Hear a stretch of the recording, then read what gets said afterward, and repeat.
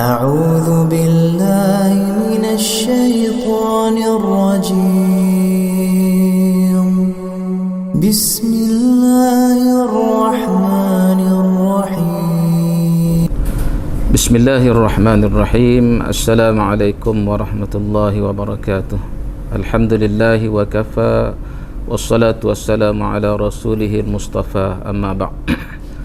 Qala Rasulullah sallallahu alaihi wasallam, as-salah imaduddin, faman aqamaha faqad aqama ad-din, wa man tarakaha faqad hadama ad-din.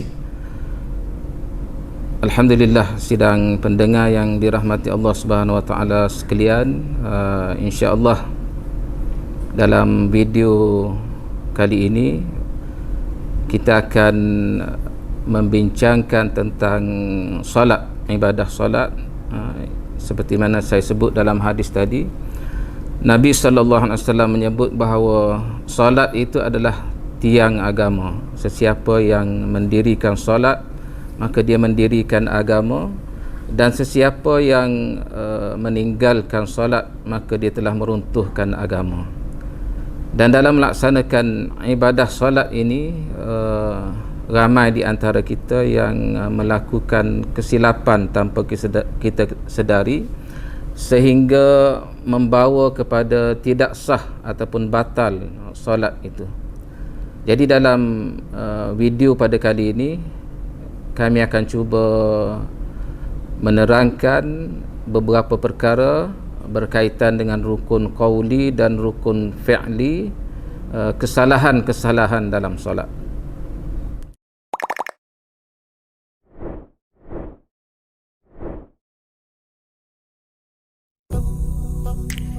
Yang pertama ialah takbiratul ihram.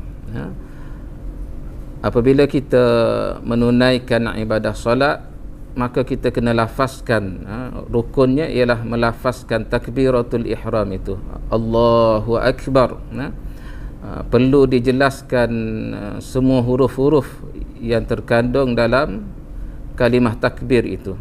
Ada kesilapan orang yang melafazkan takbir Allah, tidak kedengaran huruf hamzah ataupun alif di hadapan itu, terus kepada Allahu Akbar.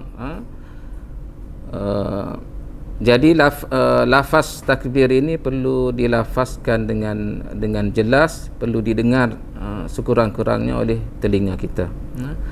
Yang kedua ialah bacaan suratul Fatihah. Jadi banyak kesilapan berlaku apabila solat berjamaah, makmum tidak melafazkan ataupun tidak membaca suratul Fatihah ini dengan lidah mereka. Ada yang membaca di dalam hati, sedangkan itu adalah rukun qauli. Jadi kita perlu berhati-hati membaca suratul Fatihah itu dengan sempurna. Semua hurufnya perlu dijelaskan. Ini perlu kepada pembelajaran kita berguru, memperbetulkan bacaan suratul Fatihah. Cuma saya nak ingatkan di sini, kesilapan kita kadang-kadang membacanya di dalam hati ataupun membaca dengan suara berbisik, yang tidak menjelaskan makhraj huruf dalam suratul Fatihah. Jadi 7 ayat bermula dengan Bismillahirrahmanirrahim sehinggalah waladdallin itu perlu kita baca dengan jelas, dan setiap makhraj huruf itu perlu dinyatakan dengan jelas. Yang ketiga, rukun qauli ialah tahiyat akhir, membaca tahiyat akhir, juga selawat ke atas Nabi dalam tahiyat akhir. Dan yang keempat ialah memberi salam yang pertama. Lafaz salam itu adalah rukun.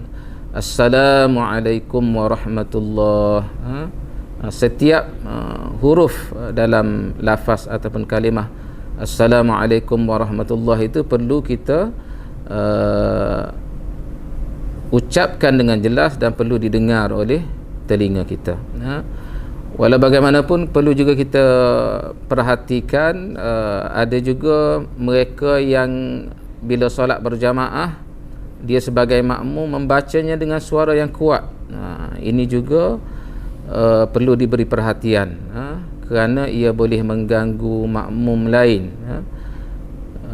Paling kuat pun bacaan kita itu boleh didengar oleh orang di sebelah kita. Jangan sampai orang yang ketiga daripada kita mendengar bacaan kita. Kita baca dengan jelas tetapi sekadar didengar oleh telinga kita. Jadi insya-Allah lepas ni kita akan lihat lakonan tentang kesalahan-kesalahan dalam rukun fi'li. Mari sama-sama kita tonton.